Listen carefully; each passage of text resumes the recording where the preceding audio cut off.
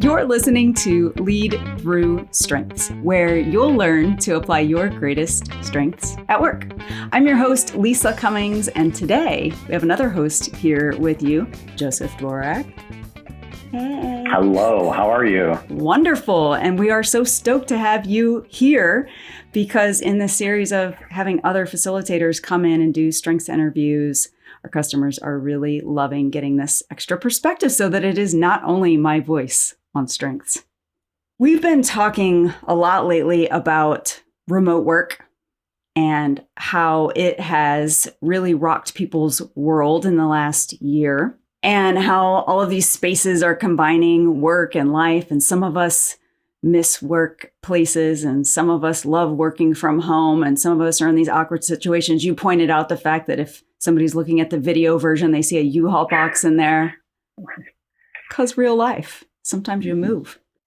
So how has it been for you as a leader, hiring people remotely, not meeting people that you work with? Talk to us about strengths and how you've even tried to incorporate that into a workplace when you don't see each other. Yeah, it's great. I mean, as much as possible, partly trying to find that connection piece between teammates who are completely remote and virtual. So the team that I lead, we have people across North America. And some of those folks have never met. Some of those folks haven't seen each other since last January in person.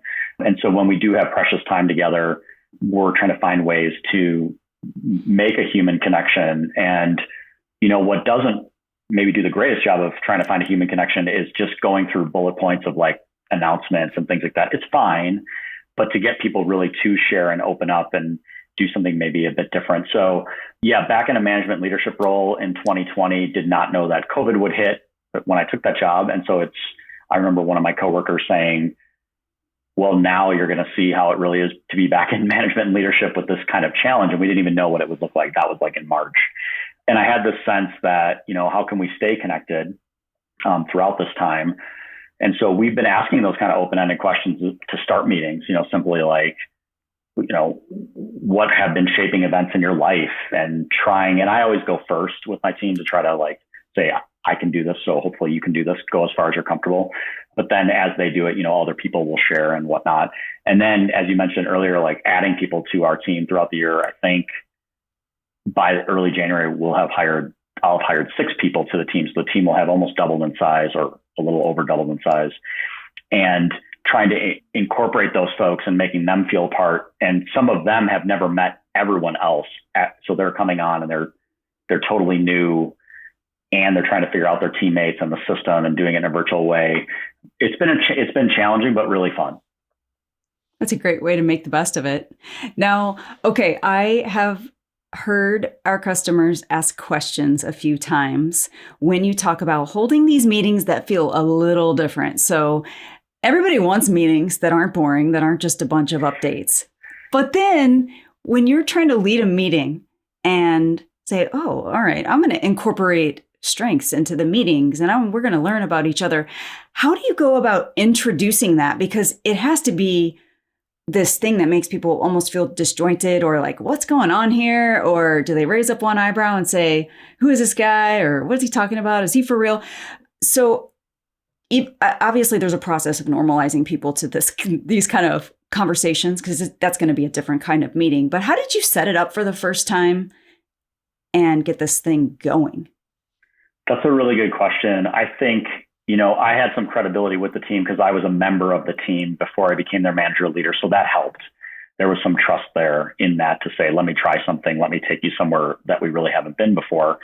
And then I did kind of go over, hey, you know, as the thing that I've done for over 20 years is use a tool called Strength Finder to help understand how people are wired and for what purpose, and how they can work better. And, you know, I've used it in lots of different settings. And one of the things I would always talk about is I want to manage to who you are, not just manage to just a general expectation, but really like, how are you going to get there and how can you thrive in your strengths? And so I tried to tee it up with all of them to say, this isn't just a random personality thing. This is something that's really part of who I am and kind of what you get, whether you like it or not, as your manager leader. And so we did an initial session, Strength Finder overview, which you and I have done a lot of over the years.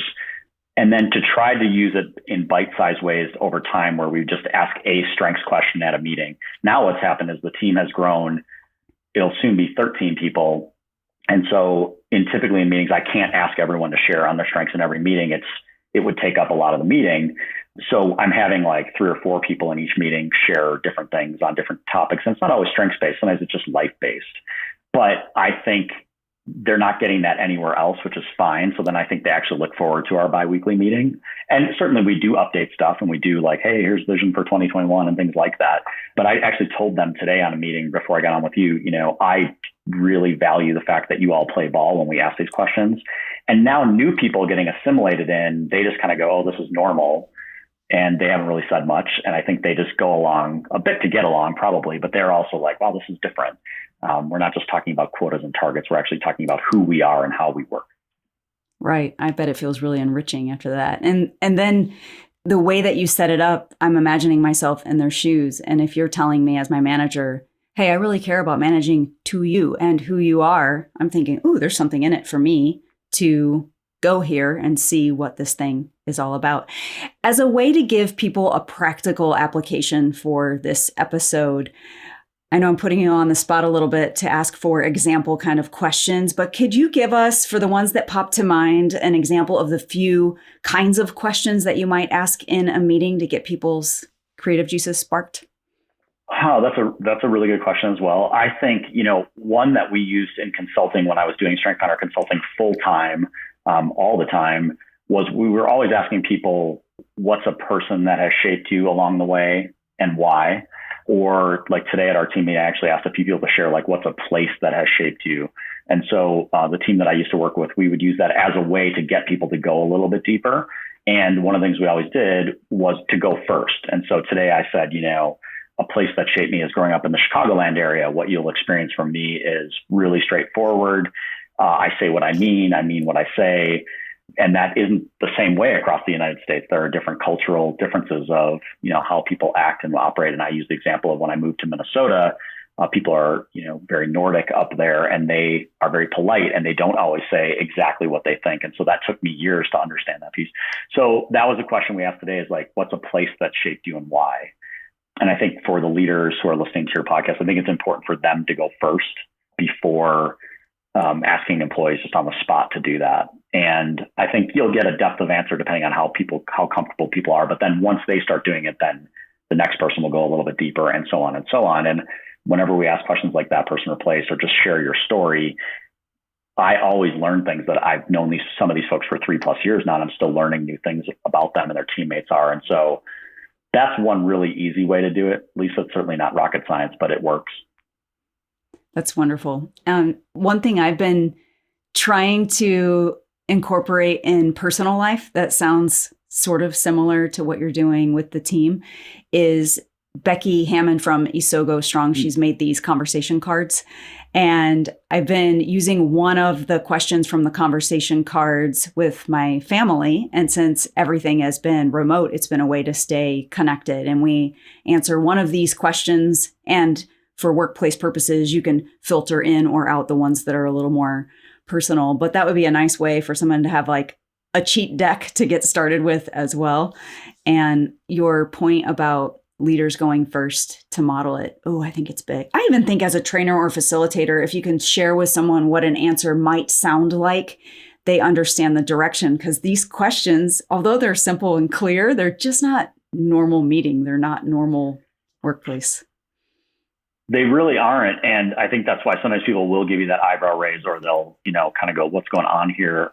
Because I think other questions that we've asked in different meetings, I've asked like bucket list questions, like talk to me about 2 or 3 things that are on your bucket list that you still want to do in life.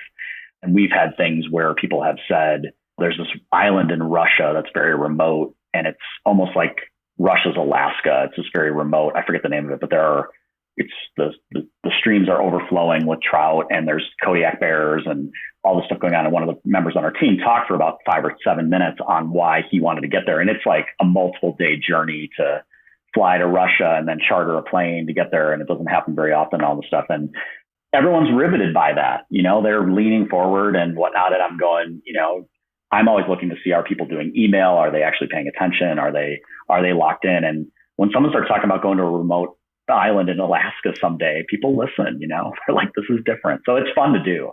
Selfishly, it's really fun. Yeah, it sounds excellent. And I can imagine the nuance that you learn about a person when you get 5 to 7 full minutes. This is a really cool insight for me as well. I'm learning from you as a facilitator, because I'm thinking about my tendency is get people in the chat box, have 100 people ask the question, and then see the chat go brrr with all of these short answers, but they're more surface level answers. And then your approach here, if you're doing it with a tighter knit team, you're really going to get some depth that helps you learn about what makes that person tick. Well, there's that piece, certainly. And then, what we always tried to do in the past was then when we started talking about strengths, often you could hear strengths in their answers, right? And so you were like, well, when you talked about that, I could really hear your achiever saying, I have 20 things on my bucket list that I want to check off. Or, how are you doing woo in this virtual format when you're not meeting people? And I even said to my team earlier today, one of the things that I had promised them was that I would help them with networking referrals. And I don't know that I've done great with networking referrals virtually this year. I really relied on face-to-face in that wherever I go, whatever city I would say. And if I was in the Austin area, I'd be like, Lisa, we should hang out. And, and you and I did that virtually at one point as a phone call, but it's just better if you can be in person. So I'm like, I can't wait to take the vaccine and start traveling again, and things like that. But you definitely will hear their strengths in some of those open-ended questions, and they don't really know what you're doing at that point. But if you're a trained facilitator, you can then feedback, or if you're a manager who has a lot of experience with strengths, you can start hearing strengths in people's answers.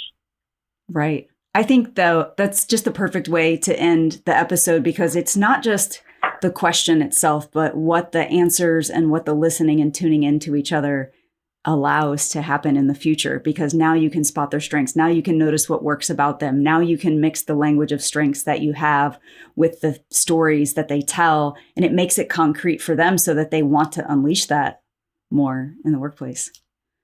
Beautiful. Well, as a listener, if this prompted your interest and you're like, man, I need to get that Joseph Dworak into my organization to do a team builder, I want to get this going, then be sure in our contact us page, when you're filling out that form, make sure to do a specific request for Joseph. And with that, we wish you the best as you unleash these questions and help people claim their talents and share them with the world. Bye for now.